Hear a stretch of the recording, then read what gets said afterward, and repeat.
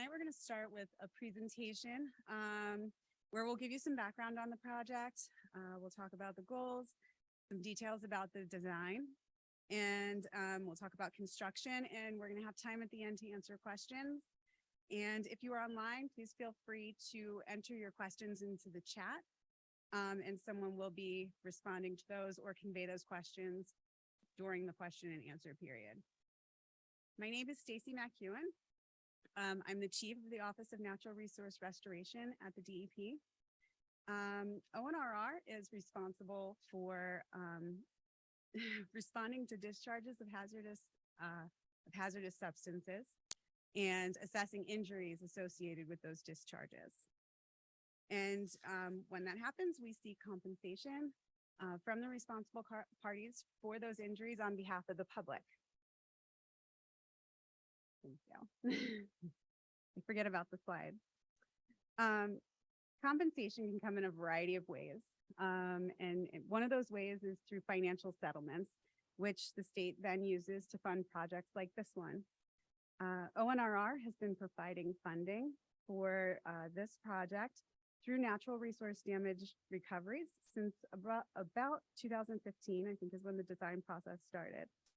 And the overall goals of the project really encompass so many of the things that we look for in restoration projects. We're restoring tidal flow to the marsh.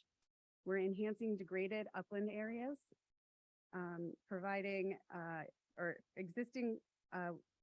existing wildlife habitat, providing protection to freshwater resources. And it will also provide an opportunity for the public to connect with those resources and really enjoy all of the benefits associated with the natural resources. So I want to introduce everyone else sitting up here with our team. We want to just go down the table. Sure. Sorry. Good evening, everyone. My name is Katie Smith. I will be the project manager representing Office of Natural Resource Restoration for the Higbee Beach Restoration Project. And I will pass it off to Dave Golden. Good evening, everyone. My name is Dave Golden. I'm the Assistant Commissioner for New Jersey Fish and Wildlife. Hello, my name is Sarah Bates, and I am an engineer with the Office of Coastal Engineering. Good evening, I'm Mark Zitter. I represent AP Construction. I'm the project manager for the project for the construction company.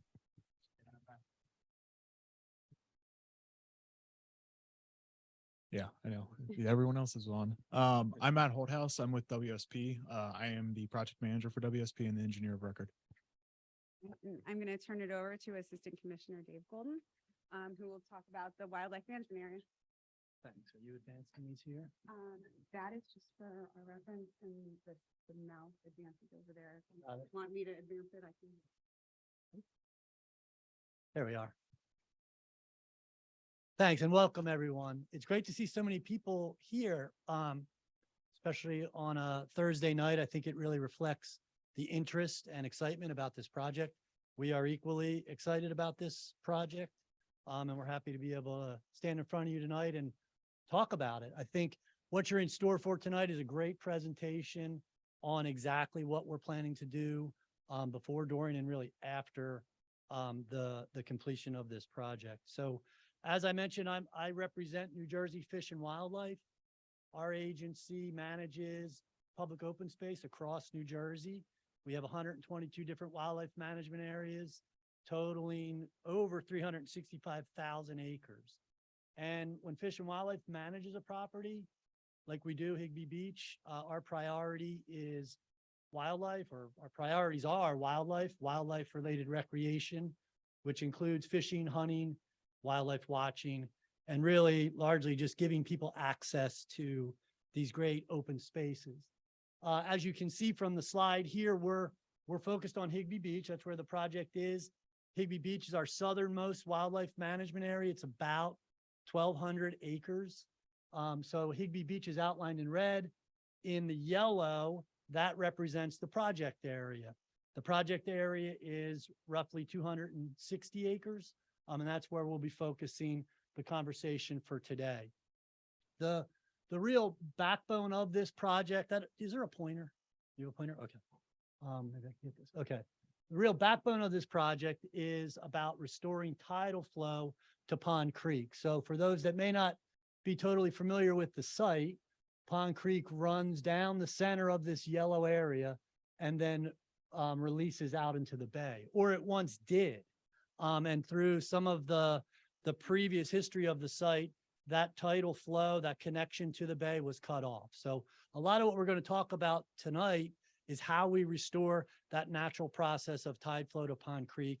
And you're going to see a lot of engineering behind how we plan to do that and how we figured out what's necessary. But the benefits of this project extend well beyond just the mechanics of restoring tide flow. And we'll be talking about those as well tonight. So when we think about conservation, if you look around New Jersey, especially in a state like New Jersey, humans they dominate the landscape, and there's a lot of evidence of humans, their actions changing natural systems. So when we think about conservation for wildlife or habitat, we think about it in multiple parts. The first is acquiring it, trying to prevent future development. And then the second, where humans have had an impact, we talk about restoration. So the first part of this story down here, we're all lucky in that so much open space has been preserved. So the first part of the story has really been told. We already manage, Fish and Wildlife managed about 1,200 acres. The park just below Sunset Boulevard, it's another 300 acres or so. So we've really done a great job preserving land in this particular area. But the site itself has an interesting history, and it's a history that really has left some scars in the area. So what we're largely talking about tonight is this restoration, right? We're trying to restore this area to something that it once was. I already talked about the tidal restoration, but there's more to it than that when we talk about habitat. So brief history of the site. Back in 1910, the tidal flow on Pine Creek was cut off through a sand mining operation. Fast forward 30 years or so, Harbison Walker picked up the site, constructed the magnesite plant. Many of the locals are very familiar with that.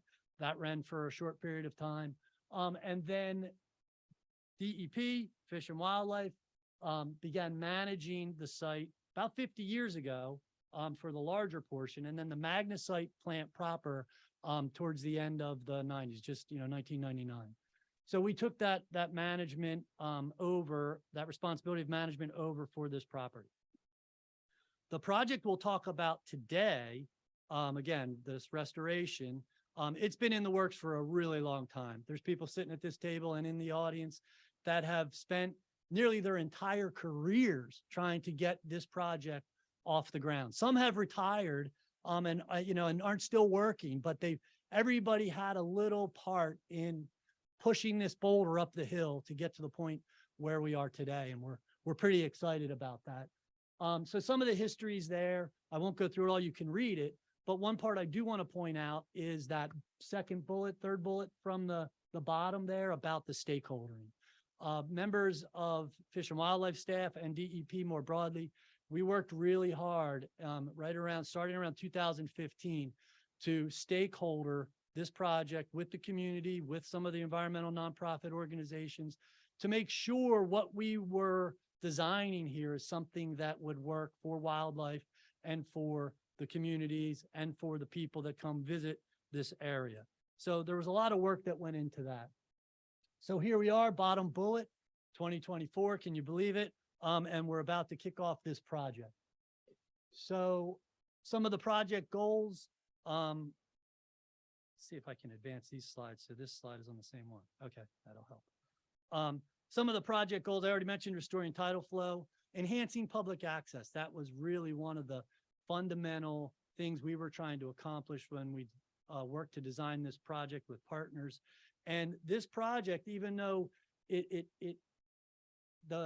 one of the main priorities was wildlife and habitat, it's been designed in a way that is meant to give the public access not only to the site, but to the wildlife. So, and what I mean by that is we spent a lot of time thinking through features of the site along the new trails that will be designed as part of this project to put features that would attract wildlife close to areas where people could come to see wildlife. So to give people that that opportunity to have that intimate experience where they're close to wildlife, because part of our mission is to really create that attachment for people and wildlife. And a lot of the design of this project is meant to do just that.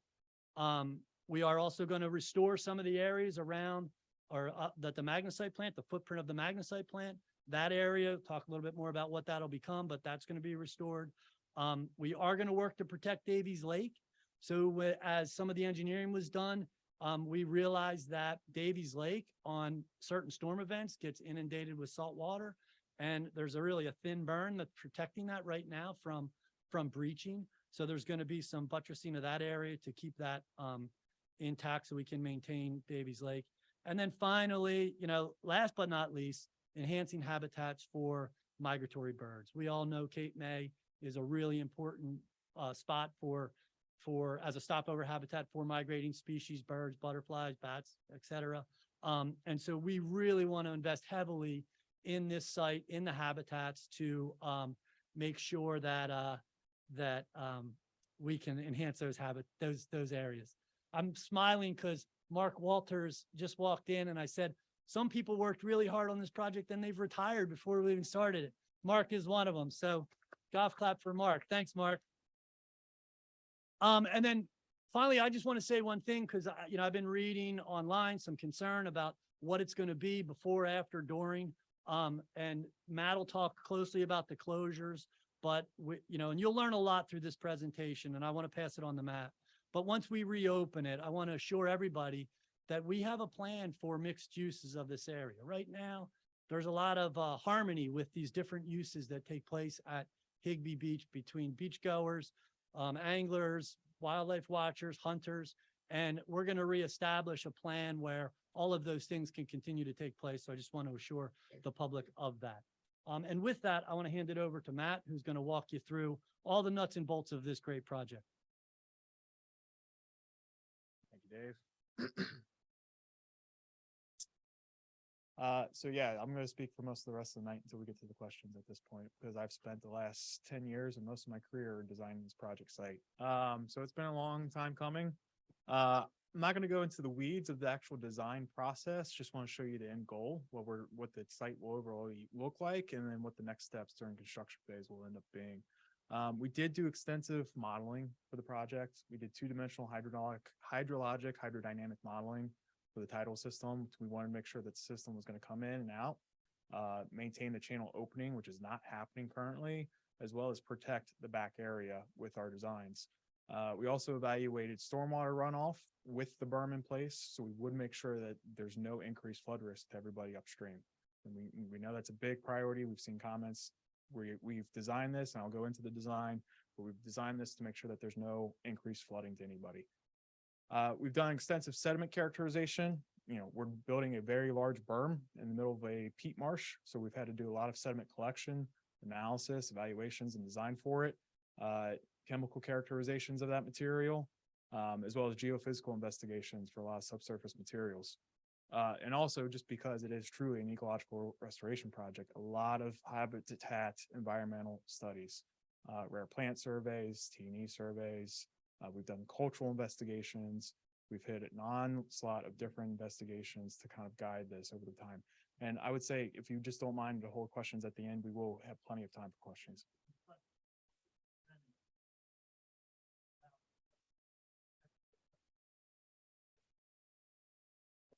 I think you should hold to the end, just so it flows.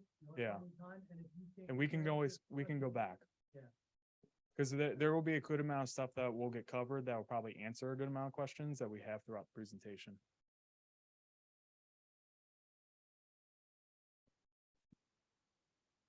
So this is the overview of the site. The proposed design, which you've seen some renderings in the back as well. The overall goal is, again, increasing that tidal inundation to maintain the overall marsh habitat. It's currently constricted by the closing of Pond Creek at the bay on itself, as well as that control structure that is degraded and dilapidated between the two landfills. So we would be removing those culverts, increasing the channel size, widening the size to allow for the tidal flow in and out and maintain the opening. And then the intent of the berm is still for that protection of the upper watershed. So we're preventing the tidal flow under normal conditions up through it. It has a level of flood protection to it as well. And that process of evaluating how high we can build that to and what level of protection it is, we also did regional studies to understand what sort of backwater conditions does tidal storms and tidal surge have the availability to come into the site. So we've set it to elevation 7.5, falls in line with current FEMA 100-year storm events. There are a lot of different backdoors. That's not in the presentation. I can go over that more later on. So if you get higher surges, there will be flooding pretty much everywhere. We are increasing the habitat complexity. You can see a lot of these different clusters, these little yellow blurps out in the middle of the big open tidal marsh. Those are nesting islands. They're sand shell nesting islands.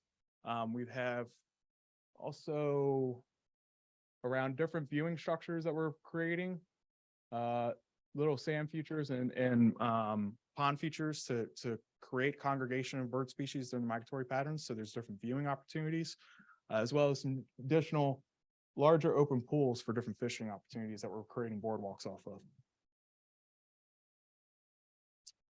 For the flood risk element, we along the entire eastern berm and one in the northern berm, but primarily the eastern berm, there are multiple culvert systems that have been designed.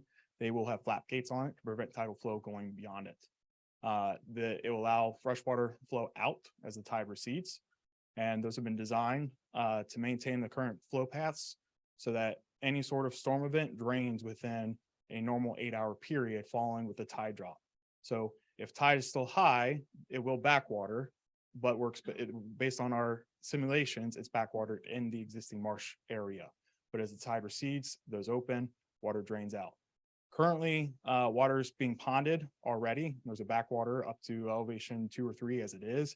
This will allow fresh water to drain down to elevation 0 and beyond, because it now has access for water upstream to continue to lower elevations with the low tide, which gets down to around -2 feet NAVD88. Now I'm speaking to elevations, so I can always go over more stuff as we continue on.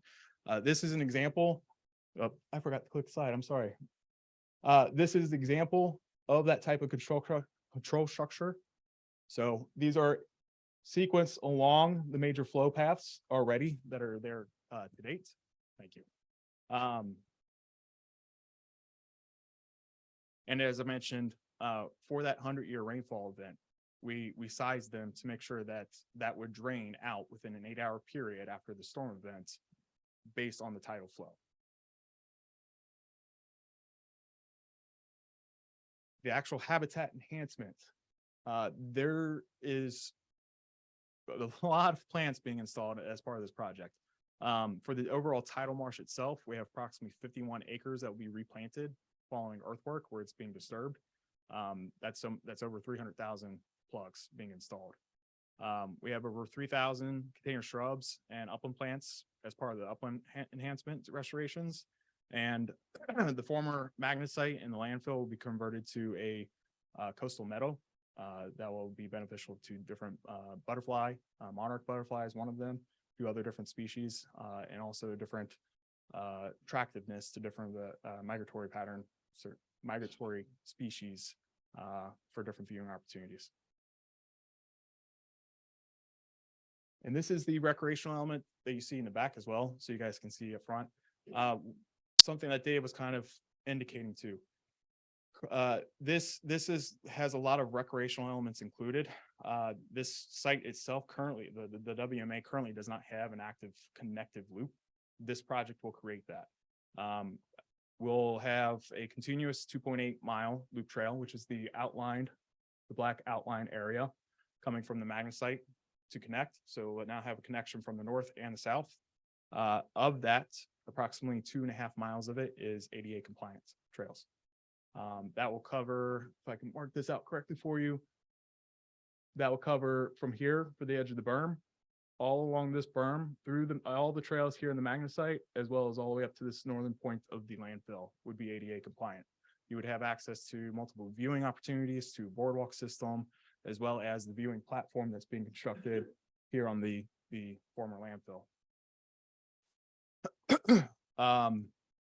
Just as a we have quite a few nice renderings, so I just want to point out, here's a schematic view of one of those vantage points on the berms, looking at one of the open pool features that we'll have. The blinds, these are just representations. Ours will look better. We have a bunker blind, a single bunker blind. This will get you down low, eye level with the tidal marsh plugs. This will be constructed right here off the magnet site. Here at the landfill, we'll have a viewing platform, which I have a rendering right after this one. And then we have 7 total 360 blinds, which this photo in the top corner is just a representation. Again, ours will look much better. This was what the starting planning for our landscape architects was. And here is a custom designed heron canopy. It will be a timber platform. This is what's being constructed on the landfill. But it will have an overlook or overhang structure for shade protection. That is imaging of a bird's heron canopy. It's wingspan. This was custom designed and being custom built.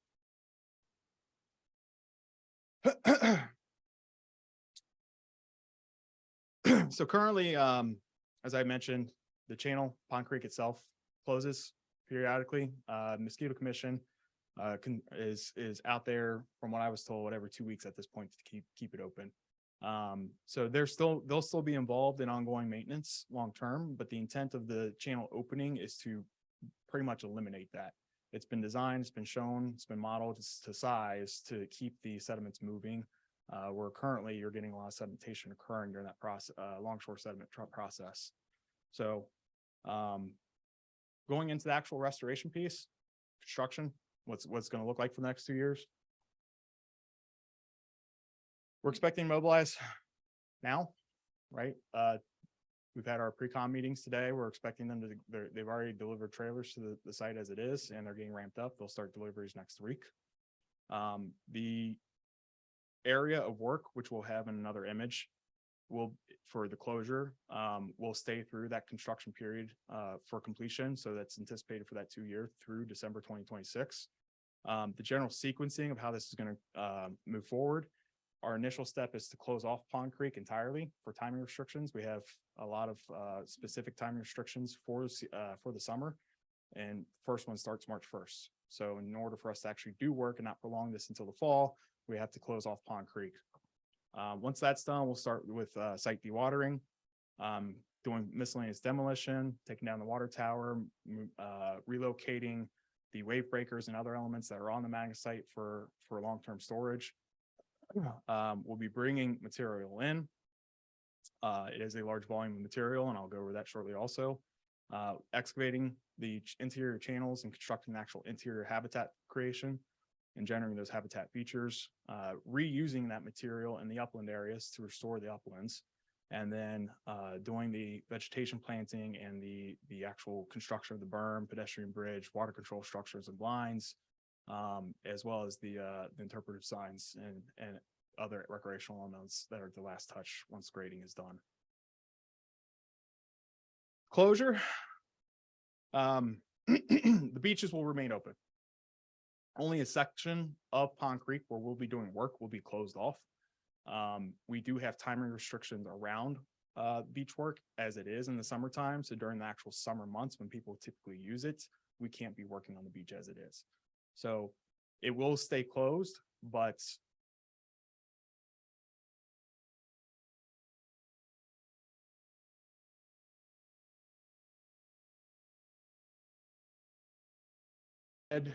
limitation is the area of closure entirely. It goes up to the beach limits itself on the west.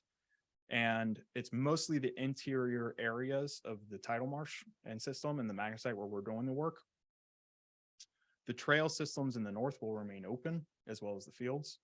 And then it also covers the area basically between the landfill and the magnet site. The total closure area is 291 acres. The total WMA area, just as reference, is almost 1,200 acres. Our area of actual land disturbance is 111 acres, but the total limits that I'm not gonna be able to. So the blue is our actual disturbance limits. So there's pockets here that we're not actively going to be doing earthwork in. So that total disturbance area is 111 acres, but the total outer limits of our work is 229 acres. All material from the marsh will be staying on site. We're not taking any material off site. It will be reused in different ways. We'll be using it to create dune and upland habitats, a lot of placement on the landfills and the magnet site for cover, and then being able to restore habitat and vegetation to grow there. Access routes. We will have one access coming in and out of Sunset Boulevard, and that's to the primary parking lot to the south. You can see the primary hauling routes. We will be using county roads in its entirety. The plan. All right. General deliveries will come through from the north. Forget what this actual wording. Simpson, thank you. You said it earlier. Through Simpson down to Sunset Boulevard. Trucks leaving, equipment leaving will go down potentially Broadway just to utilize the light, prevent backup on Simpson. But we will be staying on county roads. We have a 5-truck delivery limitation during the summer months. So from Memorial Day to Labor Day, that will be 5 truckloads of material only. So not multiple truckloads. It was no more than 5 per day. Overall volume of material expected to be imported is 150,000 cubic yards. That's around 10,000 to 13,000 dump trucks. We're estimating outside of the summer months, approximately 50 truck trips per day to bring material in. There will be a good front load this early period before Memorial Day this year, so that they continue working through the summer, and then larger truckloads will be picked up later down the road after Labor Day. There are E&S controls being implemented throughout. We have a lot of different controls. There was a tracking pad and a tire washing station. If we're seeing any sort of dirt movement out onto Sunset Boulevard, a truck washing station will be implemented. During the berm construction, we'll have vibration monitoring, lots of perimeter erosion controls and perimeter controls for preventing access into the areas we're trying not to disturb. And then general dust suppression, which will mostly happen in the uplands on magnet site. Because of the nature of the site, there are extensive time restrictions through the summer months. We will have an on-site biological monitor throughout construction. They will be full-time during those migratory seasons and implementing monitoring plans to ensure that we're not disturbing any of the species when they're expected to be there. They will be shutting down work if identified in the work zone until they can be cleared, just so we make sure we're not disturbing them. Outside of the timing, those seasonal restrictions, they'll be there periodically, at least 3 days a week.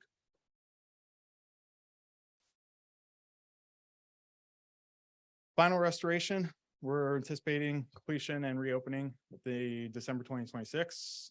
Post-construction, there will be adaptive management contract warranty for the plantings for 2 years. There will be additional management and monitoring for a full 5 years after construction through the permit process. There's no anticipated large-scale closure afterwards. It would be minor repairs if anything's observed during that monitoring period. And as Dave mentioned earlier, they're working on a mixed use process. You want to restate it for me? Thank you. So that covered probably some questions. So I know you. Before we get into questions, just to keep it organized and everybody has an opportunity and everybody can hear. I think we have a microphone here, maybe one over to the middle. And if we could just try to do it as orderly. We got a lot of people. We want to get to everybody's questions. We're going to try, at least initially, if you could keep it to 3 minutes. If you want to make a comment, or if you want to ask a question and give us some time to answer. We might ask you to jump to the back of the line if there's too many questions. So let's get this microphone set up, and if you can come up in a line, we'll take questions. Something else too, you can post that presentation on his website. And if you have questions that you don't get to, or that you prior to,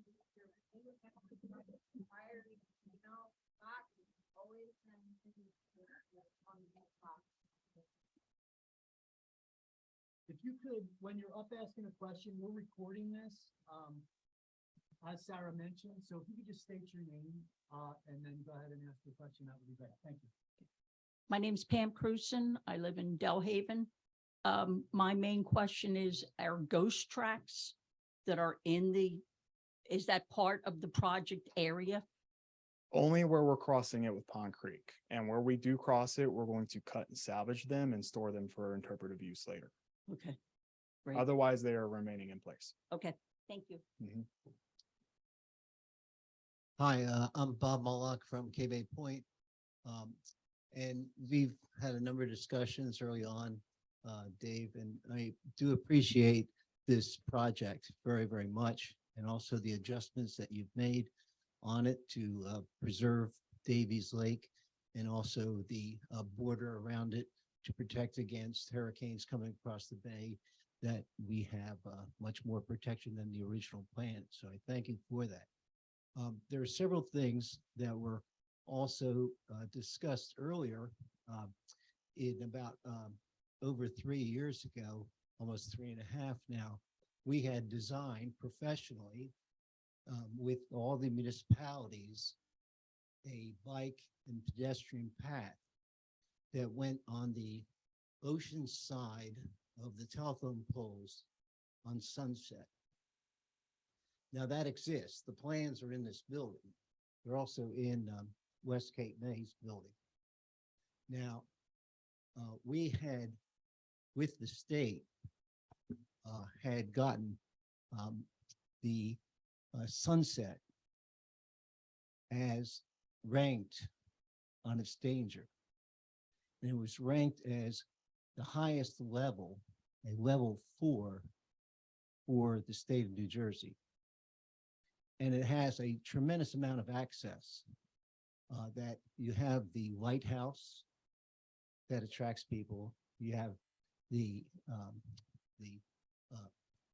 of course, the park itself is going to add to a lot, and you have the sunken ship.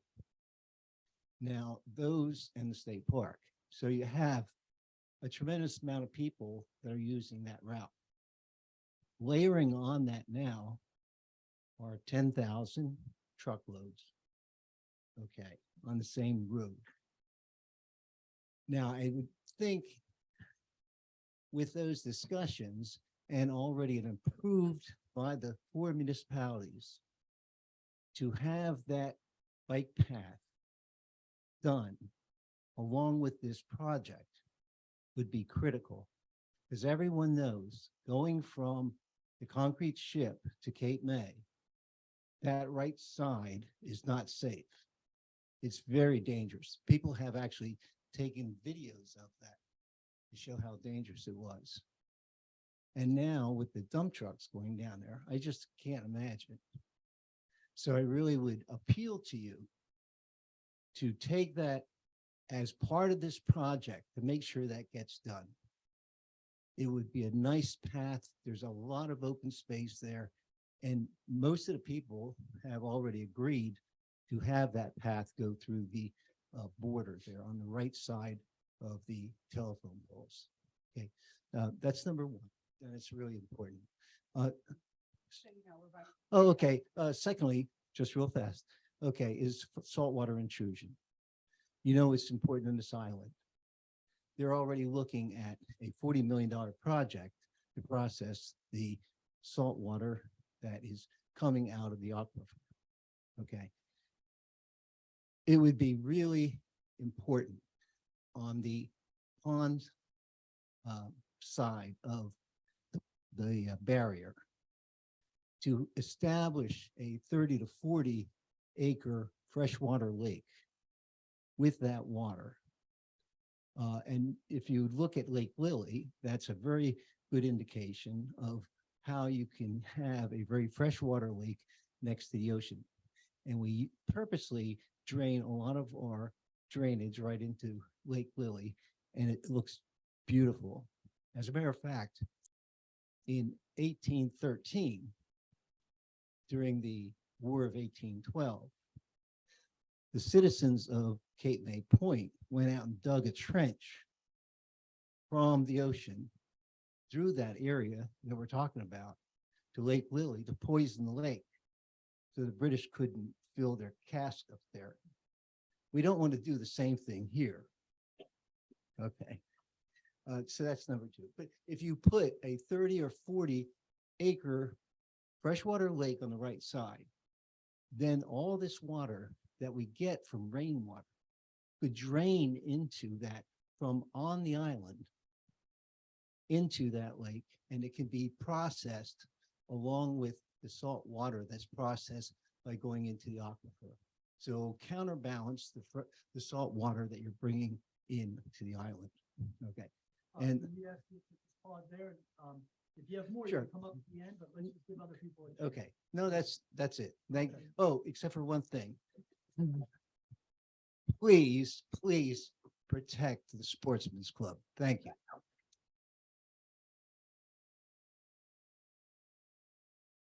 Have you been waiting in line? Yeah. John, Okay. sorry, John. Cut me live. I'll go with my neighbor. Sure. My name's John Schneider. I'm a 20-year resident of Lower Township and I live 300 yards from Pond Creek on Bay Shore Road. You've made a wonderful presentation. Your goals are admirable. If you have a USGS map to show Cape Island, I'd like to talk to the landscape of the people that own the land surrounding it. You've made a wonderful presentation of the land you control. I'd like to deal with some issues regarding the entire of Cape Island. This will be about as best we're Okay, gonna that's get. all right, well, there's 5 aquifers that presently yield fresh water on Cape Island. They're the unconfined Holly Beach water-bearing zone, the confined aquifer of the estuary sand of Cape May Formation, the Cohansey Sand, and the 2 aquifers of the Kirkwood. The inundation of salt water into your project area is going to affect the salination of the groundwater. How? What studies have been done to demonstrate that this is nothing more than a $37 million experiment, that groundwater won't end up in our wells? The other issue is when the Cape May Canal was installed in 1912 or whenever, it cut through the Cohansey Aquifer, thereby making the Cohansey Aquifer one of the main water-bearing aquifers for Cape Island, a sole standing aquifer, only recharged with 45 inches of rain every year. So the manner in which the development is occurring unbridled in Lower Township on Cape Island, and those factors, in addition to what you want to do, has a potential to negatively affect the groundwater. So it's really that issue that's at the crux of the problem that needs to be addressed specifically. Thank you.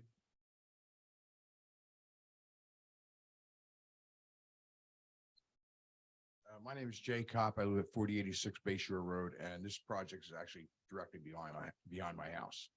While the state is absolved, has sovereign immunity when it comes to making decisions, while you're putting my property in danger from future flooding, that does not absolve the state from sovereign immunity.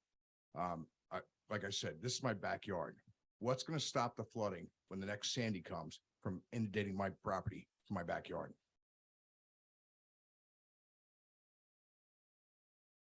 I would say now the berm, its height itself is a barrier. And the berm is going to be maintained how? In 15 or 20 years, when the berm needs to be replaced, and they say it's now $50 million to replace the berm, where's that money coming? You're building infrastructure. You're going to build infrastructure, including the berms. So going forward in 20 years or 30 years, how's that berm going to be maintained? Yeah, I can speak to that a bit. So as I mentioned during my presentation, Fish and Wildlife, we manage 365,000 acres across the state, 122 wildlife management areas. Many of them have infrastructure on them, and we do maintain that infrastructure. There's state funding through corporate business tax money that is set aside on the order of, I think this past year was about $35 million for capital improvement and infrastructure maintenance on wildlife management areas. So if something should happen, and we lived through Sandy too, managing all of those assets, boat ramps, dikes, buildings, at a very large scale. And where there were issues, we came in, we buttoned things up, we patched them, we repaired them.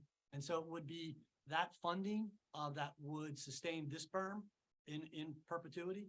And as I said, I mean, we have experience doing it. We have experience living through hurricanes, and having to repair state assets.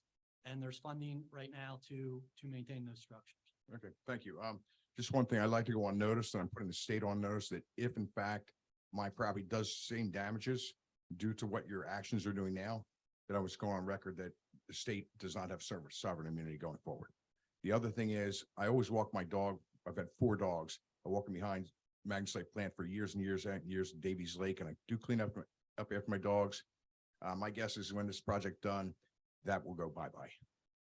You'll stop cleaning up after you're done? No, no, I guarantee you the state will stop me from walking my dog down there, because this really is not being done for the residents of Cape May County. And that's what I have to say. Yeah, I'll just touch on that just for a second, because, and I'm not challenging you on that, but the state of New Jersey, these properties that we manage them for the residents of the state. So it's public open space, it's purchased with public dollars, it's for all New Jerseyans and even visitors to the state. And, you know, our mission is to get people outdoors, appreciate wildlife, and it really is, it's everyone's property. We're the stewards. We're fortunate enough to be able to steward these great places, but we do these projects for the public. And we've been in communities before, and I'm a resident of Lower Township, right? I live in the township. But we do these projects throughout the state, and the sentiment that you just expressed is shared by many when we go into communities. But our goal, our mission is to provide opportunities for the state and allow them to enjoy the open space that they own.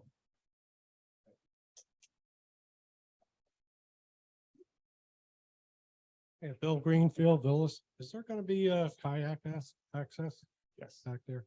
Yeah. Okay. How deep is Davies Lake?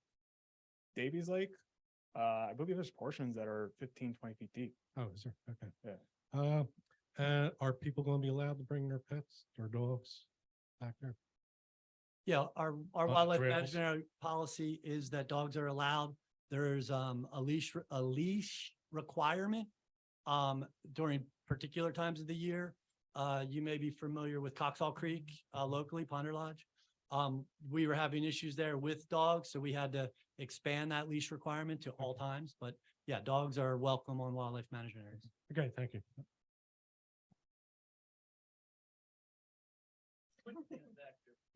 I'm sorry? I haven't experienced that, but I'm not saying you're wrong. We'll find out soon. My name is Sandy Hale and I live in the Villas. I have a couple of simple questions. How is this going to affect the existing dunes that are there?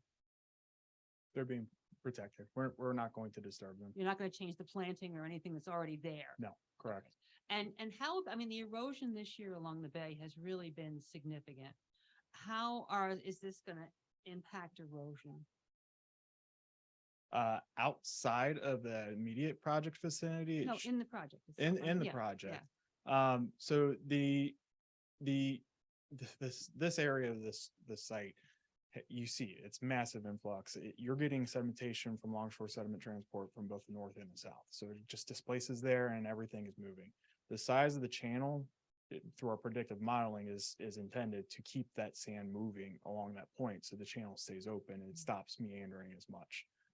Then the dune enhancements, that's to clip off where those erosion portions have happened and restore those and give them the additional protection back to where they once were before that meandering was occurring.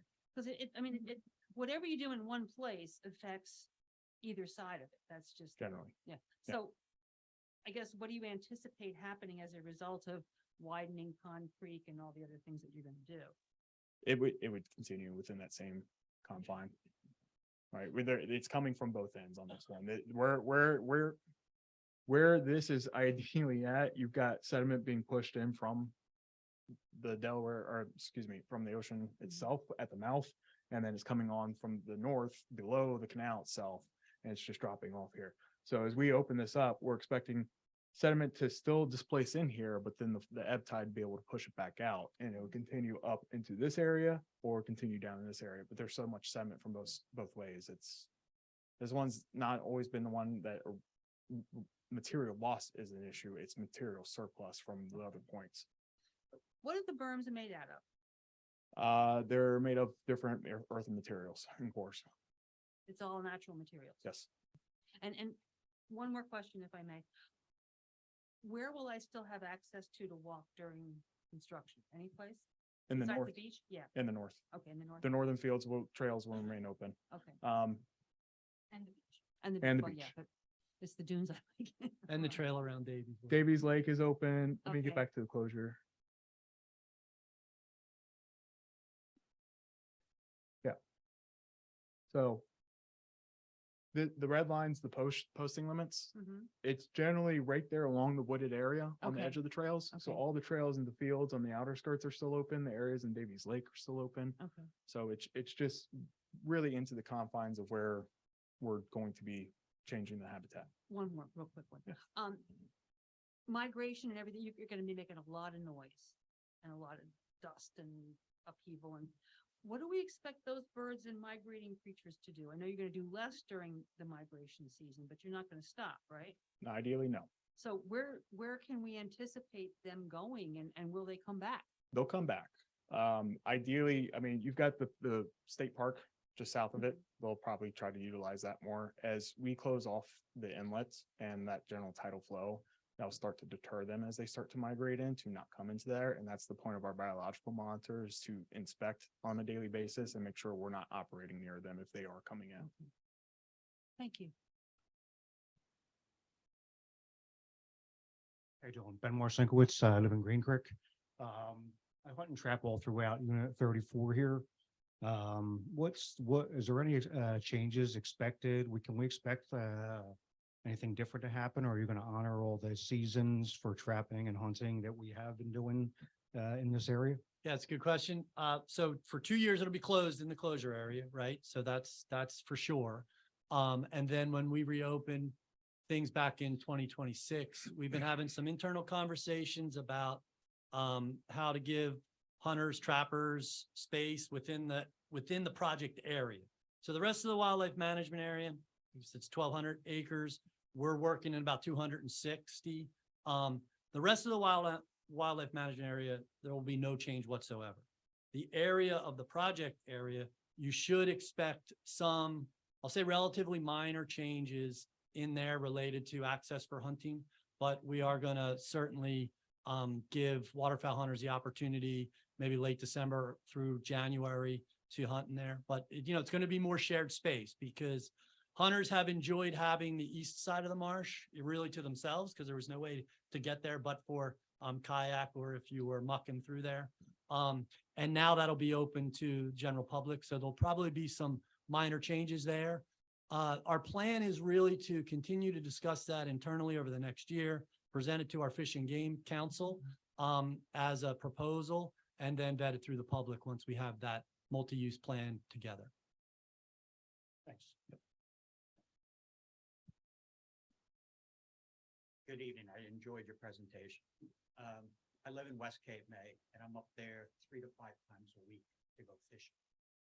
I'm looking at your red line, and it says the beach is open. So can I walk up there and fish in front of that outflow? It's very productive. I catch over 200 fish in that. I think the intent is there's going to be some fencing posted on the beach to show the closure area, and Right. anywhere outside of it's free range. But if I have all my paper, is exactly where you standing. can I Yeah. stand on the beach and throw in that outlet. Yes, if you're a good caster, no. you're a good caster. Thank you very much. I would say the only time we would say, please move on is if they're actively trying. Yeah, Yeah. it's if they're actively working and they'll ask for relocation. Yeah. Hi, everyone. My name is Jacob Peterzak. I live at 116 Pennsylvania Avenue. I am a WCC volunteer, which means I'm a volunteer for Fish and Wildlife. I just got a couple questions to ask. Coming from an active sportsman who hunts and traps and fishes, Higbee Beach Wildlife Management Area, I see this leaning more towards a park project versus a fish and wildlife area, which is mainly supposed to be focused towards the hunting and fishing community.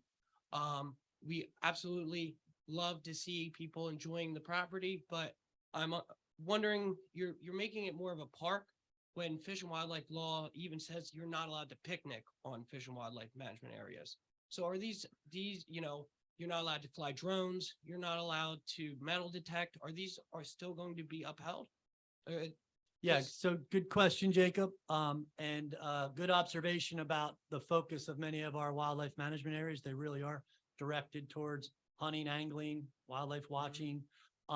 This one in particular, Higbee's a little special for a number of reasons. The originally funded purchase, the purchase was funded for endangered species, and it's always had more of a leaning towards, I'll say, wildlife watching, like that form of wildlife related recreation. In this case, given its significance for migratory species, we made a decision that we wanted to do this enhancement, recognizing that there may be an impact to the group of our constituents that really pay the lion's share of our, of our maintenance, provide the lion's share of our maintenance money. That said, that's why we're working really hard to make sure that there is space even within this project, so that hunters and anglers still have room. We're going to have to see a little bit what use looks like, right? So I think a lot of it, there is compatible uses. So when you think about waterfowl hunting, a lot of times they're out there, it's cold, it's, it's wet, it's rainy. And I don't think that's when people are going to be out there doing the majority of the bird watching. So I think some of just, the time and space for these different uses over time, we'll figure out how it works itself out. But that's one of the reasons that we're starting now, or have already started about a year ago, having discussions internally about what this multi-use strategy looks like, because we definitely want to make sure that we are not cutting out that portion of our constituency that wants to hunt, fish, trap. There's got to be a place for them, and we're going to find it. Thank you. And I know nothing about it, but have these gates that you are wanting to implement been used anywhere else locally? Yes. The tide gates. Yes. Yeah. Okay. Yeah, Fish and Wildlife has them on a few other properties. And Yeah. where did the 428 acre closure come from on the original report, now that you're saying it's only 206 acres? Was it in the press release? It was 428 acres originally that we were told would be shut down, and I can pull up the article if. No, that's okay. I trust that you read it right. There might have been some miscommunication. I don't know, Matt, do you have an actual measurement to make sure? That's what we took a note. So it could be that I'm wrong, what we wrote down here. Which is what we just spoke with during our last call yesterday, was 291 acres. So we'll have to back check that. But if it was posted, it may be the posting. But as you see it, this is the closure area. It's the same thing as what would have been on those postings. Okay. All right. Thank you. Thanks, Jake.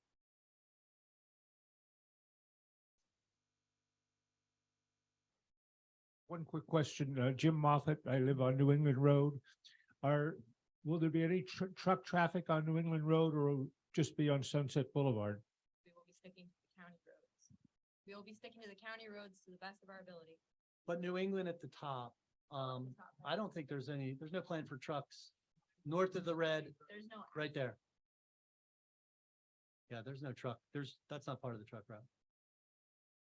No, the only possibility is if CDF materials used, which Oh. we're still not approved yet.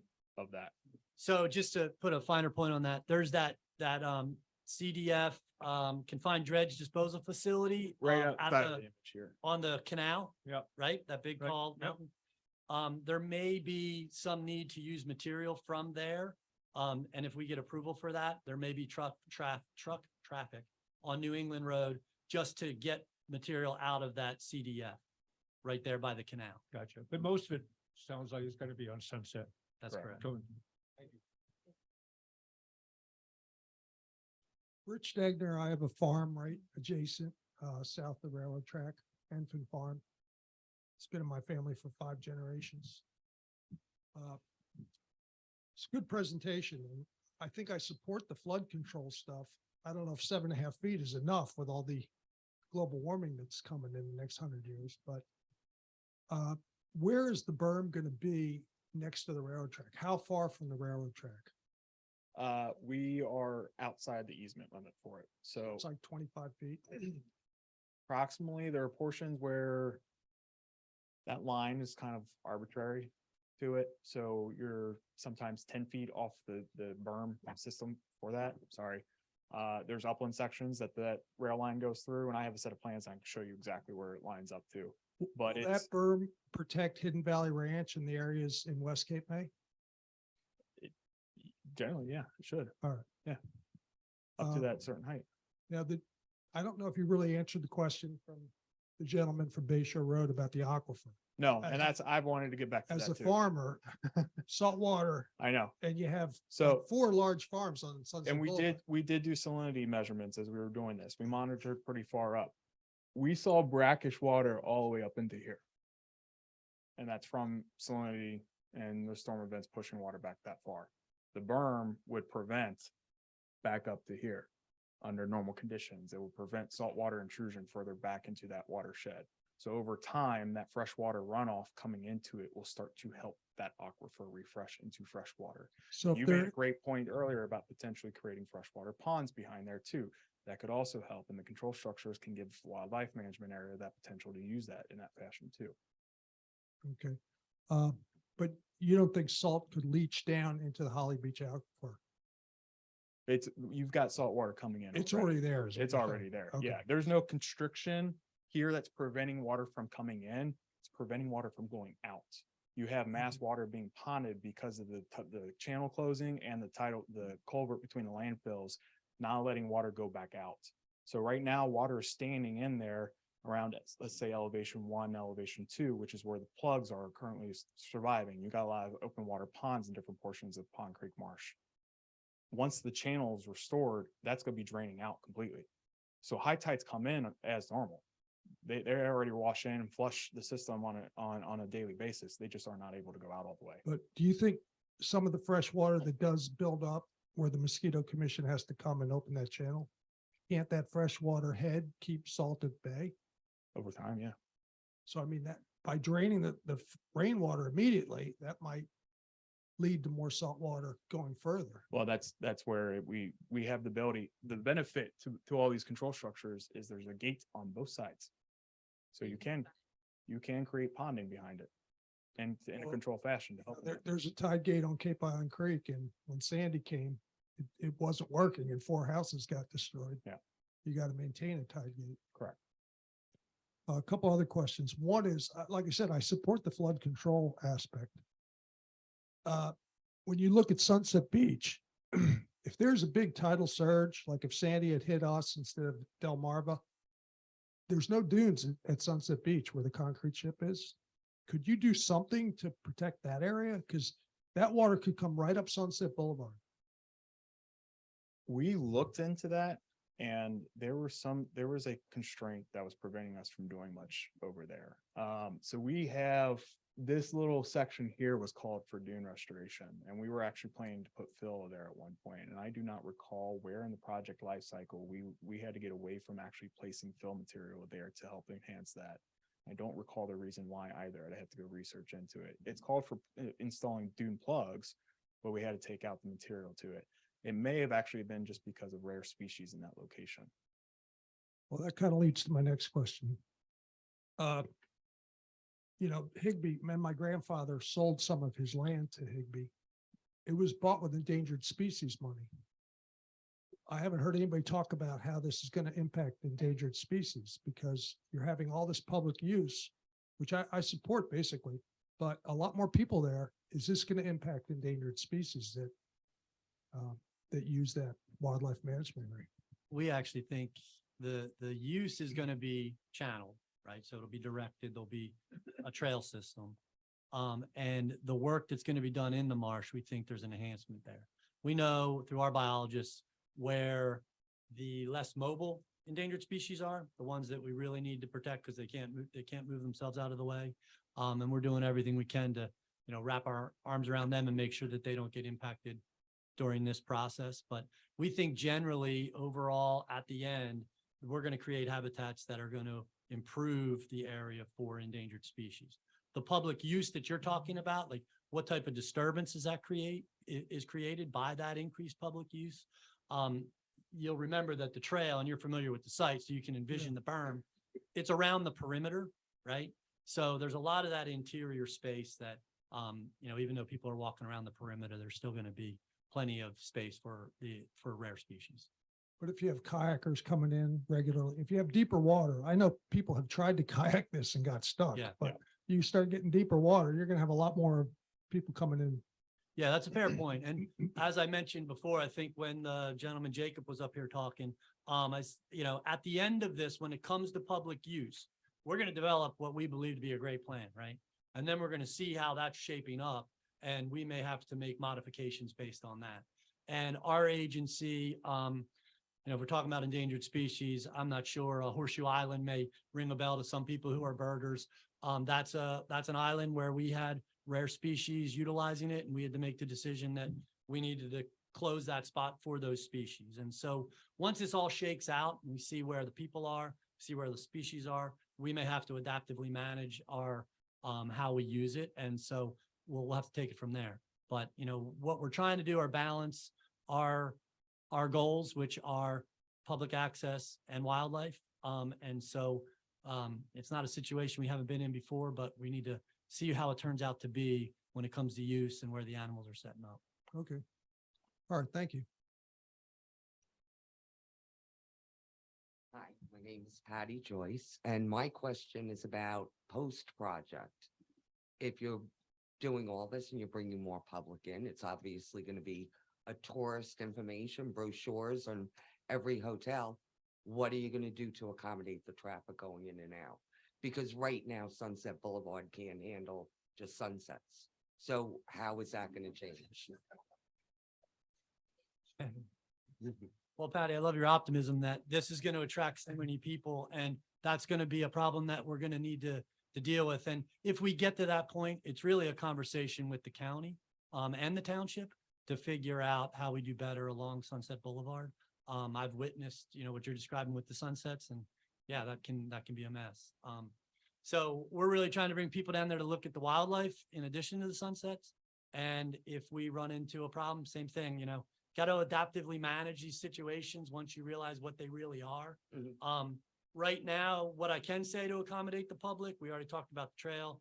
We're going to have a parking lot that's sized to, invite people there and give them a place to park. And we're going to hope that it works out. And if for some reason it doesn't, then we're going to have to take a hard look at the situation and figure out what we need to do to change it. Because basically that big parking lot is going to be up by New England, right?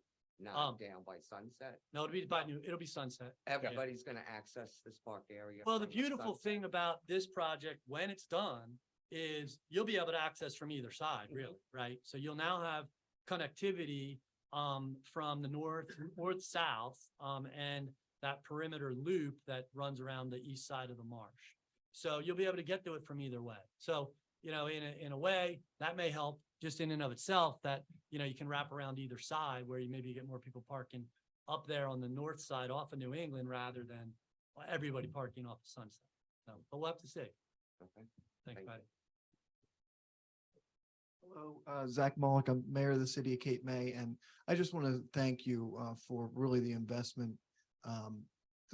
Not to get off topic, but the $19 million toward the soul track in the city through the DEP and wildlife, fish and wildlife. and now this project, which I think will ultimately be very, very nice.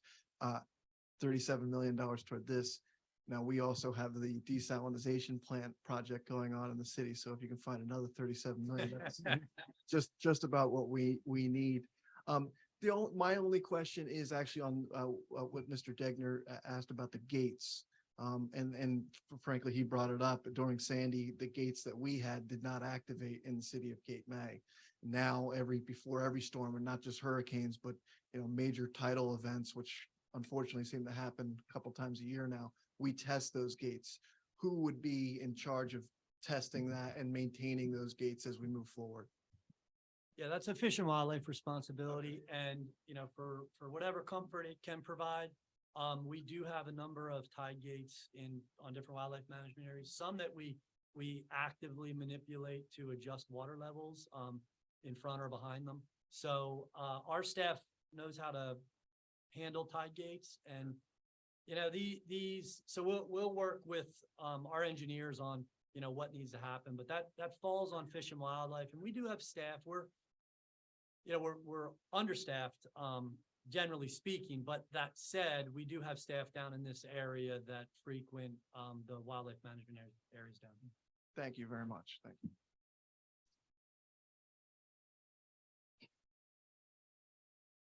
How's it going? I'm Connor Becerra. I'm from West Cape May, down by Hannah Drive. I've lived down here for 12 years, and I've used Higbee almost 9 months out of the year, primarily for waterfowl hunting, which is already cut back from December till after 6-day firearm for South Zone. So for South Zone waterfowl hunting, you have 2 months, primarily December and January.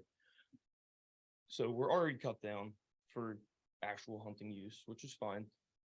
With the construction of bird observatories and walkways across, it's going to be hard to actually use the wildlife management area for what wildlife management areas are used for. What goes down in this I have friends that drive piles for a living. I know that to drive those piles, you need a hydraulic hammer to hammer the piles into the marsh, which is going to go on for 2 years. Now, I know eventually they will come back, but more of those birds are going to fly over to the state park where there's already walkways and plenty of bird observatories. So I would like to know why we need to have all these walkways and access to the public when there already is that access to the public a mile away. Yeah, so the park does have access. You're absolutely right about that. This I view as being a little bit different than what the park has. And again, we talked a little bit about before, like the mixed use and the emphasis on wildlife here and, getting people really close to wildlife. So the experience that we'll be providing the public here, I believe will be much different than what you see in the park. The views will be different. We talked about some of the design elements that are meant to concentrate wildlife close to some of the viewing blinds. And that's just not there at the park. They may have, I can only in my head picture one blind that they have. And there's not really a lot of wildlife coming to in front of it. So we want to create something different here. And the fundamental purpose behind this, as we talked about, is restoring that tidal flow. And so that's really the backbone of the project, but then how we get people to appreciate not only the wildlife we talked about, but the value in habitat restoration. Like, people deserve to be able to see that beyond. You already have an appreciation for it because you're out there hunting or you're in the kayak, you're seeing it at a level that the majority of the public doesn't, because they choose not to access it in that way. So I think it's important that as a state agency that's focused on public access, that when we do great things like this project, we give people a pathway to see the value of it. And so what that means is, hunters who have gotten comfortable using this particular spot, there may be a slight impact there. Now, luckily, we manage so much land that there are other opportunities close by.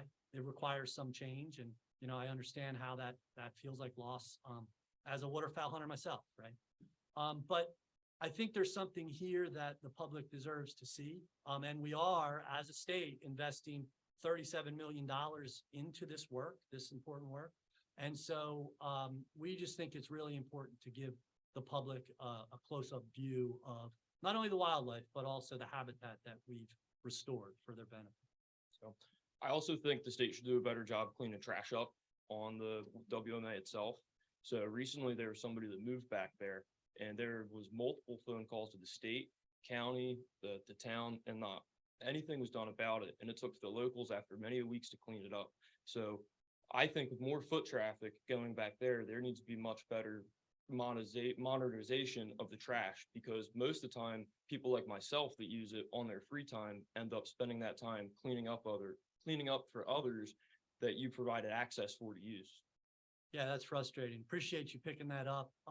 It's one of the things that we always struggle with as a group that tries to provide this access, and then you do it and people let you down by not packing in, packing out. I wish there was an easy answer.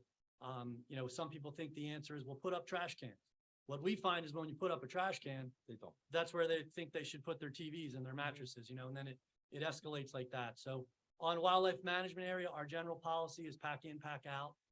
And when people don't, it takes citizens like you or our own staff to go pick up after them, and it's very disappointing. Okay. I'm gonna say one more question. 'Cause we gotta. Or I'm gonna wrap it up, so I Okay. forgot. You're welcome to come back, but give other people a chance. Thank you. My name's Adam Greaves. Question is, do you anticipate a change in groundwater levels east of the project area to, we'll say, Bay Shore Road? You look at the maps, there's a lot of standing water and streams and so forth, we'll say like back towards Hidden Valley, the back of Ray's Farm and so forth. Yeah. We own property east of Bay Shore Road with a couple low areas and see seasonally high water, you know, when the water table's up and so forth. There's actually a culvert and a pipe that drains under Bay Shore Road that we believe a lot of our standing groundwater during seasonal high water, you know what I mean, rainy seasons, empties under Bay Shore Road through that pipe. Do you expect to see groundwater levels change, like I said, east of the project area, but it all inevitably runs to the Pond Creek Meadow? So we're just concerned about our standing water during, you know what I mean, not being able to drain the way it's supposed to. In the past, I think it was 2010, pulled some string, I don't wanna say pulled strings, but Cape May County actually cleaned that pipe under Bay Shore Road. And we saw significant improvement once that water was allowed to move. Right. Our groundwater levels dropped. Right. Significantly when that happened. Was curious if you know, That generally, yeah, that will help it, right? So if you're east of that pipe, if that pipe has a conflict or is filled, it's not gonna allow the same drainage. It will cause more backup effect to it. right. Well, I That's guess- what's I'm happening sorry. here now already, right? Pond Creek has that backup caused by the constriction and the landfills as it is. So Okay. it's causing tidal backwater up to that point. That's why we're seeing brackish water way up into this area, wetland system up into here. Yep. So as we open that, we now are allowing the water to go out to lower elevations to drain more water out Okay. on that I normal didn't know basis. if by any of the construction of the project, if it would, just like I said, I'm primarily east of the project area. If any water or flow would be restricted east of that, you know what I mean? Generally, no, because Okay. it's still gonna drain unless it's another issue, like you were mentioning with that one culvert, unless it's backed up to that culvert. It should continue to flow down the watershed into Pond Creek, where it then has access to come out through these culverts into the tidal marsh and out into the Delaware Bay. Very good. I appreciate it. Thank Yeah. you.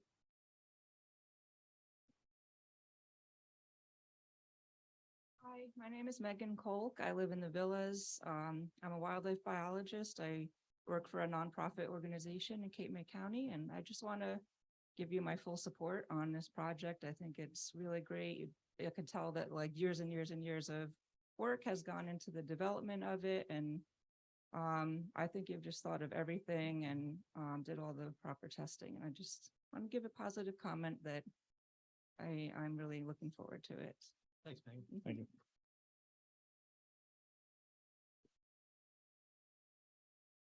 Larry Morier, live in Lower Township. I have a couple of comments if I could make, and I will reiterate what was just spoken is that I too am very much in favor of the project. I'm a big Higbee's beach user. I'd like to take one moment, and part of it will follow up on Mayor Mullick's comments about Sunset and traffic. He's absolutely right with that and the impact of the other Mayor Mullick with what's going to be coming out of Cape May. But you also mentioned Stimson. Stimson is a very narrow road. It has no shoulders. It's the primary shortcut to Cape May Point, to the winery back there. It is the favorite of bicyclists, joggers, dog walkers, and everyone else that you could imagine, golf cart folk and whatever. And they just recently lowered the speed limit to 25 miles an hour for safety reasons. I'm very, very concerned, given the volume of truck traffic that you're talking about utilizing that road. And particularly with no shoulders, how the drivers, with respect for themselves, are going to be able to manage that, especially if it should be in the summer or not even in the summer any longer, because we have so much traffic, which is going on a year-round basis. I think it puts a special emphasis on the bike path that was referenced. I think if you've ever tried to turn left off of Stimson onto Broadway to get back out the West Cape May Bridge, you may sit there for a half an hour before, especially in the summertime. If you're lucky enough to turn right, so be it. But I believe that my comment is just really that of a cautionary one, is that I hope that you will have a very, very long and serious conversation with both the Lower Township Police Department and the West Cape May Police Department, because one side of the street is West Cape May, one side is Lower Township, and they both have to enforce it. All for the project that you're doing. But when it comes to logistics and moving equipment and heavy equipment in areas which are very dense, and as I say, favored by folks who like the out of doors, and as I say, bicyclists, joggers, you name it. It is so narrow with no shoulders that a dump truck or any other heavy equipment is really, really going to have to take a special effort to not only tell them to please drive 25 miles an hour on that road, which was just lowered to, but also to be prepared to just stop to let other folks work their way around it. And again, good luck with the project, but just ask you, please be courteous to us who live in that particular area, which extends all the way down to Bay Shore and everybody else that utilizes that on a regular basis. Thank you. Thank you. I want to go back.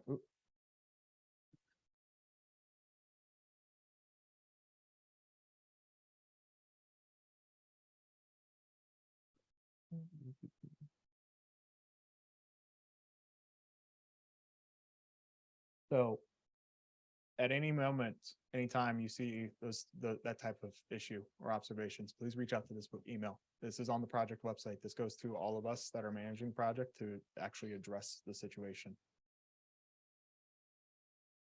Hi, my name is Pete Leonard. I live at 540 New England Road. This project is going to be, well, the marsh is 300 yards from my house. I have a couple of questions. I have a shallow well. I have great water. What's this going to do to the top water? The groundwater?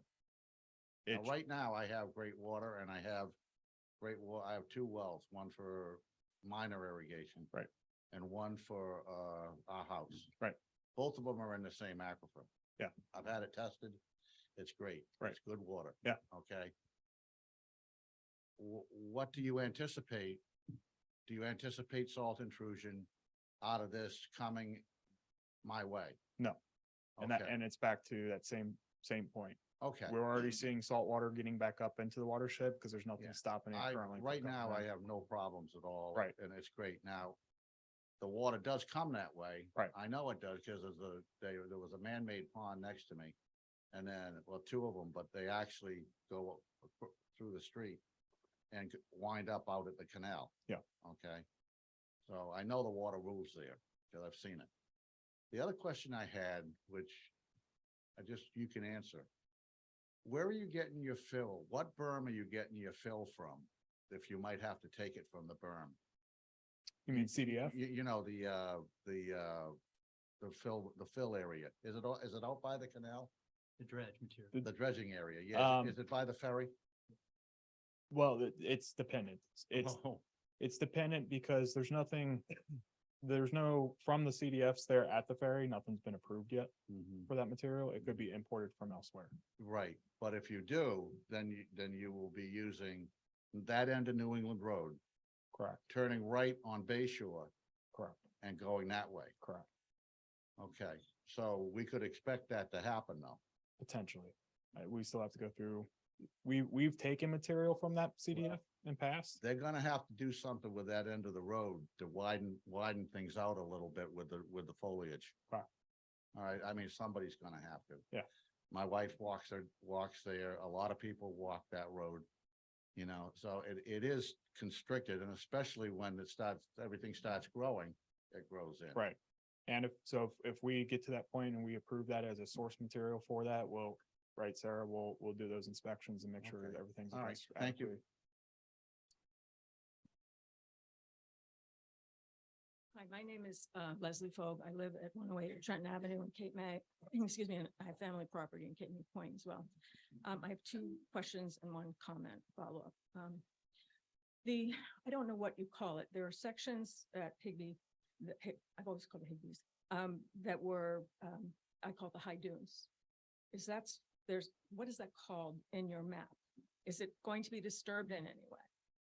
Do you know the part is north, I believe it's north of Davies Lake. Yeah. They have a really high dunes. They will not be Maritime disturbed. forest. We'll call it maritime forest because Okay. that's the general habitat. No, They won't be touched. we're not disturbing it. We're actually recreating more of it on the magnet site. Excellent. My second question is, I think I saw in the paper that Phragmites are going to be removed. Yes. Do you have any plan to put in other native vegetation, perhaps beach plants? Yes, Yes. yes. Yep. We have 4 planting seasons over the 2 years that we'll be installing quite a few plants on. So there's the 311,000 tidal plugs. So that's emergent tidal plugs within the marsh. A lot of it's where the frag is. On the dune itself, we have our dune creation, which is in this area on the magnet site and up near Pond Creek and around Pond Creek, around Davies Lake, where we'll be doing beach grass as well. And then in these areas here, within the valleys, we'll be trying to recreate what you see at Davies Lake for that maritime forest habitat. Well, my vote is for a lot of beach plants. Yeah, there's a lot. The third thing is an observation, and it ties into what Mr. Mullock had said, and I don't remember the name of the other gentleman. I spent a lot of time going between Cape May and Cape May Point because of properties. And you have bikers, you have runners, you have walkers, you have people going in both directions on either side of Sunset Boulevard. You have, not to condemn anyone, but in the summertime, there's a business along Sunset Boulevard that impacts everybody with all the cars that are parked along the road. It's a nightmare already. And all of these trucks, I'm really concerned about how it's going to impact things. Please do remember, we have limited trucking from Memorial Day to Labor Day to 5 loads of material per day. That is it. Okay. 5 vehicles. Well, what my suggestion might be, the different townships need to work together.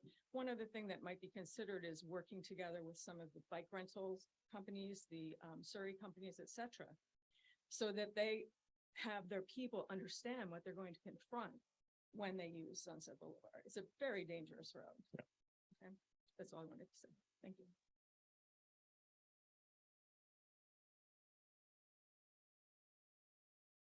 Hello, thank you for taking my questions earlier. My name is Jay Copp. I live at 46 Bayshore Road, south of Canal. The question is, how high are your berms going to be? The eastern one's at 7.5 feet. Yeah, and what's the base flood elevation for Lower Township? Base flood? Mhm. I believe it's 7, All right, 7, so it's I right around think there. I think it's either 9 or 10 feet. Is that base- an updated maps? The FEMA flood maps, I believe, are either 9 or 10 feet for Lower Township. All right, that's changed recently then. So they've been lowered? No, they've been increased. They've been increased. So the Yes. base flood, your berms are going to be at 7 feet.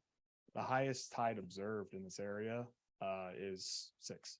Is 6 elevation feet. Well, I beg to differ, but that's not true because if you look at the water elevation at the ferry terminal, it's higher than that. But anyway, that being said, if the FEMA's base flood is 10 feet, in other words, you build a new house in Lower Township, it's to meet FEMA guidelines, it has to be 10 feet above the base flood elevation. Your dunes are gonna be at 7 feet, which means if we have a 100-year flood, that flood is gonna be 3 feet over those berms. So therefore, like I said earlier, I want to go on record. You're putting my property in danger by making those berms 7 feet. I don't know whether you guys have looked at the base flood elevation. Yeah, I mean, one way to think about this, and I'll let Matt chime in because I'm not an engineer, but in discussions we've had through the development of this, right now, there's no berm, right? There's So- no berms. That's correct. right. So there's So- no inlet there either. So there is. There is. isn't it? Yeah, Yeah. it's 1 feet deep at high tide. Yeah, so imagine a flood at the level you're describing Mhm. with no berm whatsoever, that, tops whatever minor restriction might be there, tops the bridge that's there. Now you have zero protection. So the berm, even though it may not protect against the worst storm that you can imagine, all those storms below it that are less than 7.5 feet, you're gonna get some shore protection and flood protection that you don't currently have. Right, but the berms themselves are gonna be 7 feet above the base flood elevation. That's correct?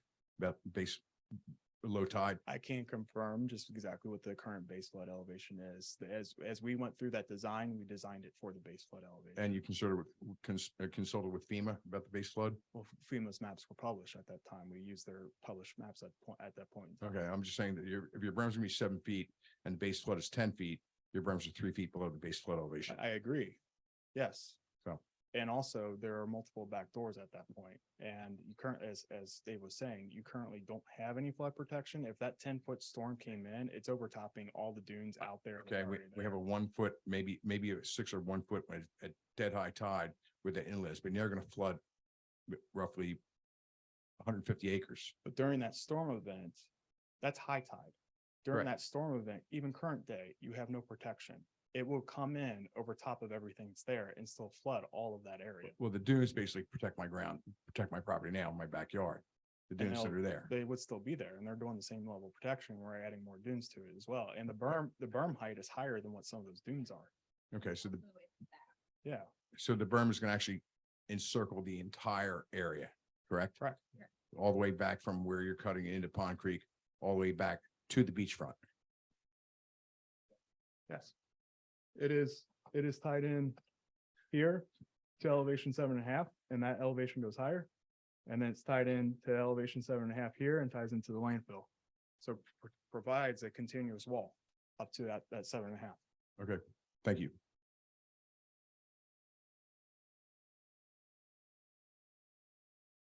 Hi, everybody. I'm Mike Shanahan. I live in Cape May County, northern Cape May County.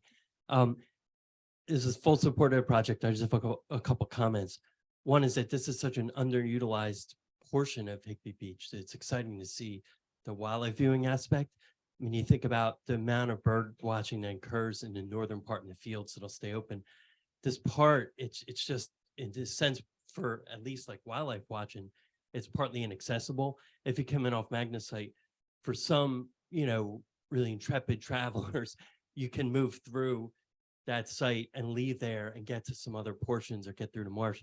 But there's no trails, there's no real direction. So really as a way to bring more people as far as ecotourism and get people out to see this wildlife, it's fantastic. Even the sort of like hardcore birders, honestly, you really don't see the kind of sightings come in from this spot. And Cape May's filled with birders, right? eBird is flooded with reports from the state park, from the meadows, even from, Beach Plum Farm, places like that, that aren't really exactly for bird watching. So just to have another site to spread that out is really pretty exciting. The other part is looking at this map.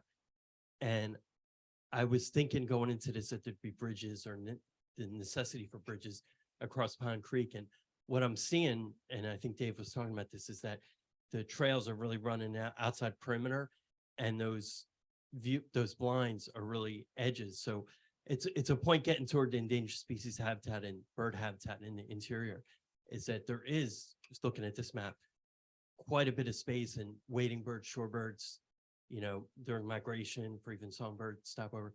that'll be really opened up and available for wildlife use, you know, in a way that it really is, there was a comment earlier about being a lot of thought going in this project, and if that map I'm looking at least shows me that, so appreciate that.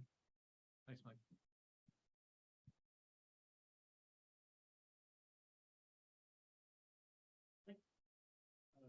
John Schneider again. I'd like to amend my previous request. Rather than emailing me the following copies, there should be on record here in Lower Township's building, the following copies. The waterfront development permit, the CAFRA permit, the freshwater wetlands tidal wetlands permit, the coastal general permit, the water quality certificate, the NJDEP acceptable use determination, the NJDEP major landfill disruption permit, the U.S. Army Corps of Engineers individual permit application, the soil erosion and sediment control permit, and the plan certification from the Cape Atlantic Soil Conservation District. And if all of those certifications and permits could be in the township's office before construction begins, that would be greatly appreciated. I don't see why we can't. They have a copy of the actual application. Townships have a copy of the actual application that was submitted for the state permits, but there shouldn't be any issue with. They should be. Scheduling, per the state's requirements when submitting those applications, it goes to the town clerk and it's supposed to be available for the township viewing.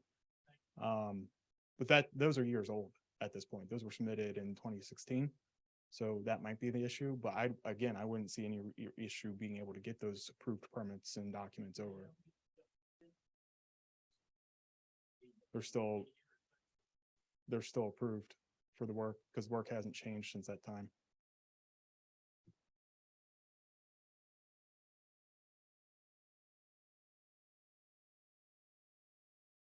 Can I clarify for the permit?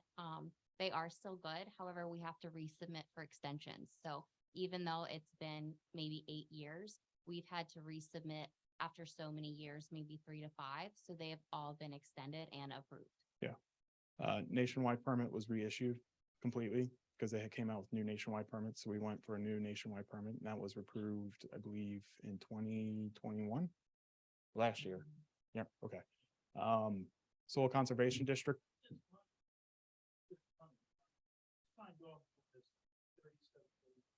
So regarding the funding, and Stacy touched upon this earlier in the introduction, all funding for this project is provided by Natural Resource Damage Recoveries, which an appropriation was passed in the 2019 through the state legislature.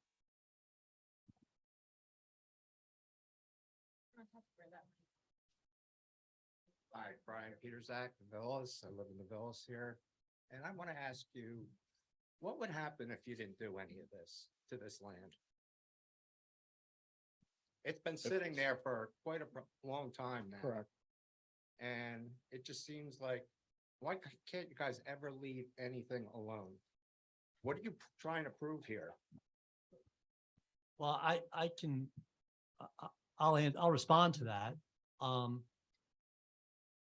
I hate to keep going back on this number, but we manage nearly 400,000 acres at stake. You Yep. don't have to go. And the vast majority of it, we don't have the capacity or funding to touch.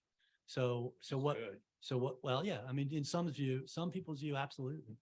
And I think there's a place for that. And then we look at areas where, because funding and staff capacity is limited, we try to identify areas where we think when we do invest time and money, we can have the highest functional uplift for the resource. And this is one of those spots. So 150 years ago, this is exactly what this area did. It flowed to the bay. And then humans got involved, plugged it up, built a magnesite plant, left the magnesite plant, left it in the condition it was. And so when we look at this, we think about the significance for wildlife and human use, and we say this is an area where it makes sense to invest a significant amount of money because the return on that investment will be so large. But the majority of wildlife management areas, if you want to look at untouched wildlife management areas, habitats, there is 90% of our areas, we just don't have the time or capacity or funding to touch them. And they're out there for you. This spot, because of its significance for migratory birds and for people that want to experience that wildlife, we think it's worth investing in. Well, the wildlife is already there. At some level, yeah. At some level, you can go see any kind of bird, any time of the week. And what you're gonna do is tear it up and build back better. I've heard this before. How many of you people have been back there? Many times. Many times? Yeah. And it really looks like it needs to be fixed? It Well, was well- at one point in this entire study, most of it was frag. The It's what majority, nature does. no, frag is Oh. invasive. And what you're doing isn't gonna be invasive? It's an early on invasive, but in the end, it's helping Mother Nature go back to its preserved state of what it was. It's restoring Mother Nature. It's helping Mother Nature restore it back to that original Mother condition. Nature doesn't need help. At times she does. Oh my God. Yeah. I don't know. I just don't, I look at it as a waste of money. Been coming down here for 35 years. That has never been touched. Nobody bothers with it. Why can't you leave well enough alone? Yeah. You always gotta step in. You said, oh man, came in and messed it up with the plant they put there. Some man's gonna come in and again and mess it up.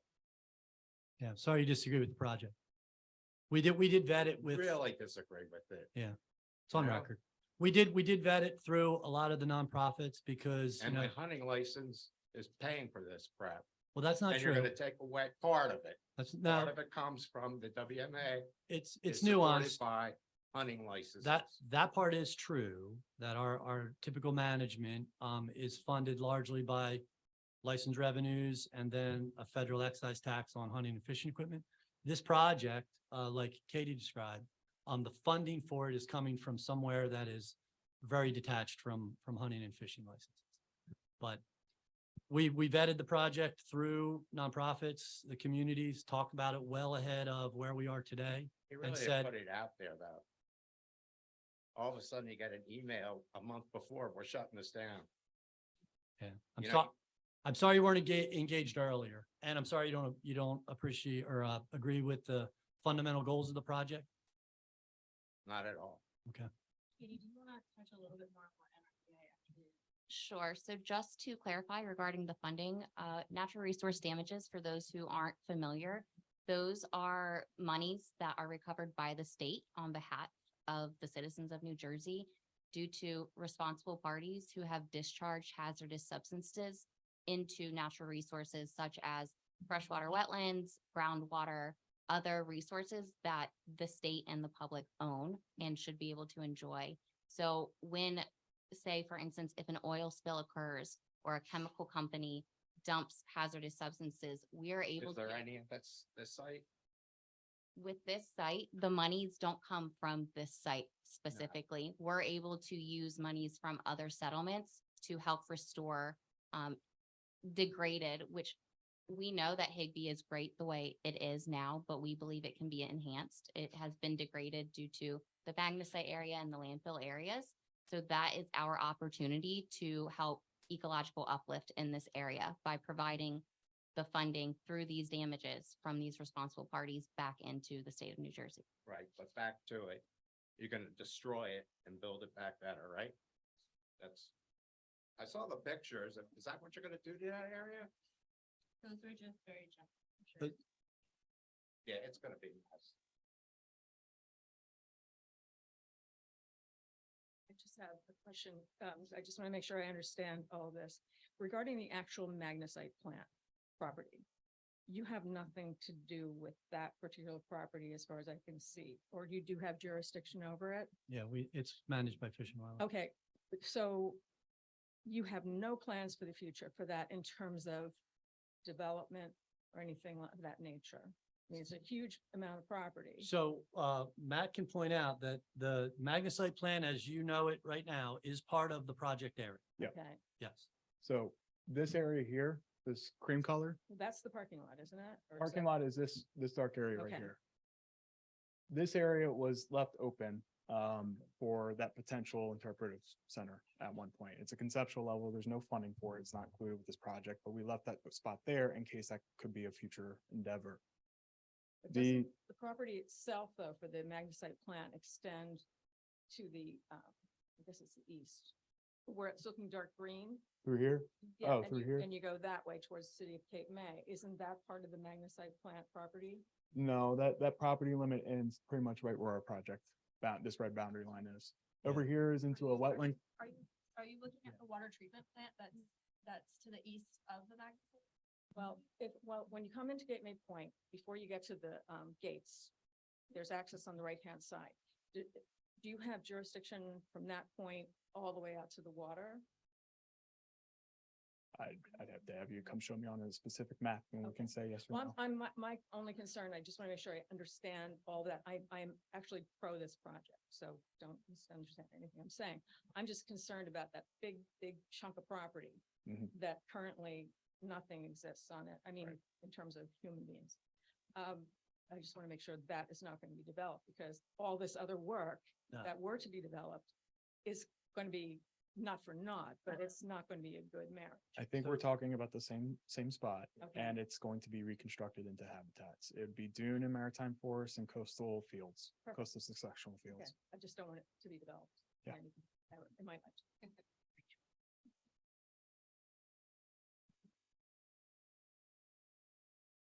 Right, do we have any other? I think there's two more. okay.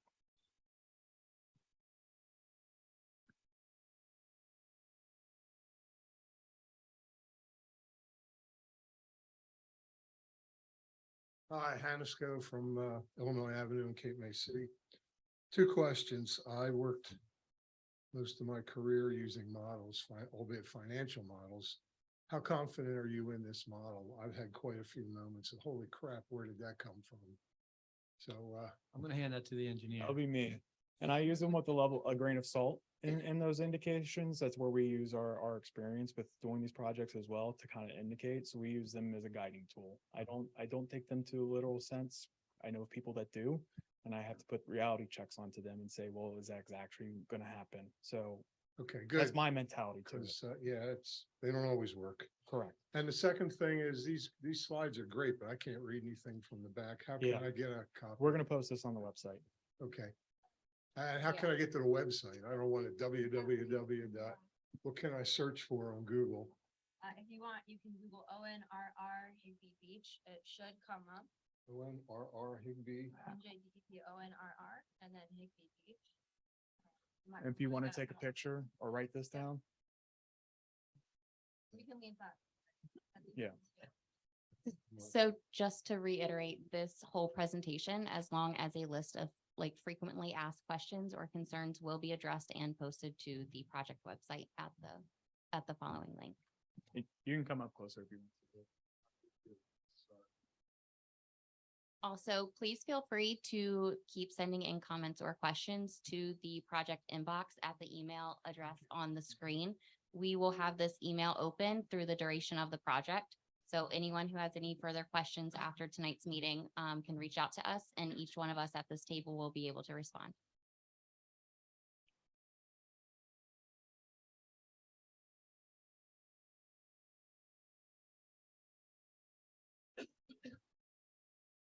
My name's Eileen from Lower Township. I just want to let the residents know, we're going to share this information on Lower Township's Facebook page and on our website. So it's a lot easier to find if you want to see it. We're going to have everything on there. Thank you. Much appreciated.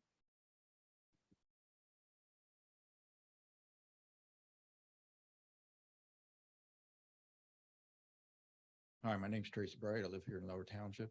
I'm basically here because my daughter asked me to come here. She is looking for internship work. Okay. She's the one who reached out to us. Is she the one that sent us a message? Did you get an email from We her? did. Marty, are you here? No. Okay, we are looking into an opportunity. We can't promise anything, but we are working with to see if we can get her out. I promise if she wants to come out on site and, see from an education standpoint, we can probably work that out. But we do have a contact point for that I will be providing her email too, so they can Okay, connect and see what might be possible. okay. I You kind serve of as a understand. character witness? Yeah, where's the resume? You have resume? I appreciate a lot of the questions and comments in here. I'm one of these ones that's, kind of looking forward to this project. Mixed emotions for bringing extra people in here. One comment I would like to make on it though is, I would have liked to have seen a contractor from the state of New Jersey get the job. That's about the only thing. I So, would say about it. AP Construction is a fourth generation construction company. The Petrangelo family, has born and raised in Blackwood, New Jersey. We are based out of New Jersey. Myself, I am also a Lower Township resident. Many of our local, or many of the, operating engineers and laborers on the project also live in the township. Okay, So- yeah, I just saw something that was out of. Yeah, that was a thing in the newspaper. That's fine. But we do have offices in Philadelphia as well as Delaware, but we are based in New Jersey. Yep. Thank you. Thank you. All right, any final questions before we wrap things up here? What's it? Oh, do we have chat questions? Okay, yeah, I think we covered most of it here. If you go home and you realize you have another question, we already talked about ways to get in touch with us, it's up there. Or if the township puts something out on their Facebook page, that'll be another point of contact. So appreciate everyone coming out. Feel free to stay engaged throughout the project and have a nice night. Thank you, everyone. Thank you, everybody.